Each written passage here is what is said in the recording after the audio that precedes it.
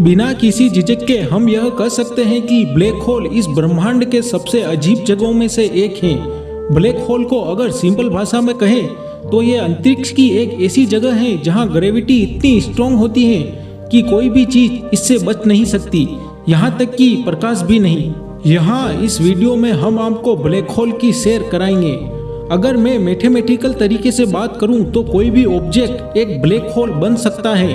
किसी भी चीज की डेंसिटी अथवा घनत्व अगर ज्यादा रहेगा तो उसकी गुरुत्वाकर्षण शक्ति ज्यादा होगी। ब्लैक होल सिंपली एक डेंस ऑब्जेक्ट है जिसका घनत्व और इसके चलते ग्रेविटी इतना ज्यादा रहता है कि ये लाइट को भी अपनी तरफ खींच लेती है और लाइट इस यूनिवर्स की उच्चतम हाईएस्ट स्पीड में ट्रेवल करती है।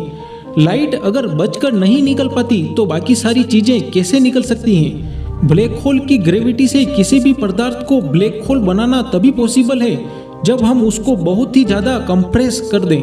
अगर आप माउंट एवरेस्ट को कंप्रेस करके बहुत कम यानी 1 नैनोमीटर में कंप्रेस कर दो तो यह ब्लैक होल बन जाएगी। अगर धरती को कंप्रेस करके एक मटर के दाने जितना कर दें तो धरती भी ब्लैक होल बन जाएगी।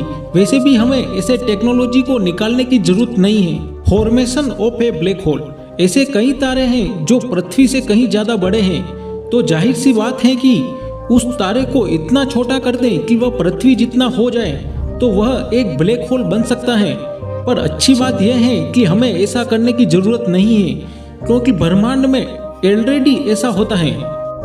जब कोई तारे की डेथ होती है तब हम उसे सुपरनोवा कहते हैं, तो वह अपने अंदर ही कोलैप्स करने लगता है और उसका घनत्व बढ़ने लगता है। घटते घटते उसका साइज इतना छोटा हो जाता है कि उसका घनत्व और ग्रेविटी इतना बढ़ जाता है कि अब लाइट भी उससे नहीं बच सकती। वो छोटा पॉइंट जिस पर ब्लैक होल में कन्वर्ट हो जाता है हम उसे सिंगुलरिटी कहते हैं।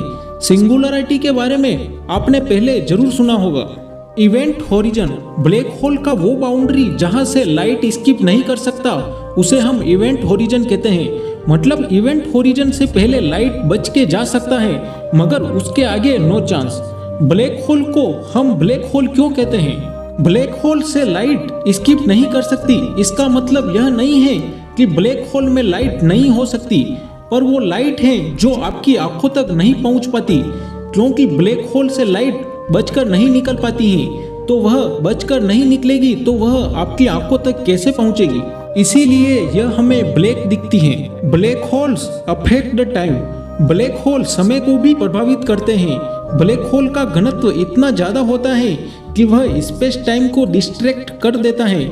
जो ऑब्जेक्ट ब्लैक होल के सामने होता है वो समय को धीरे अनुभव करता है। ब्लैक होल के सामने का समय बाकी जगहों के समय की तुलना में धीरे चलता है। मान लीजिए कि आप एक स्पेसशिप में बैठे हैं जो ब्लैक होल के चारों ओर चक्कर लगा रही है। मान लीजिए कि इवेंट होरिजन से दूर एक सेफ जोन में चक्कर लगा रही है। उस समय स्पेसशिप के अंदर का समय दूसरी जगह के मुकाबले धीरे हो जाता है और आप टाइम ट्रेवल कर पाओगे। अगर आप ब्लैक होल के अंदर गिर जाओगे तो क्या होगा? अगर आप जानना चाहते हैं तो सुनिए, क्या लगता है आप उसके अंदर चले जाओगे? तो ऐसा नहीं होता है। असल में आपका शरीर एक रबड़ की तरह खींच जाएगा जब आप उसके अंदर जाओगे। ऐसा क्यों होता है?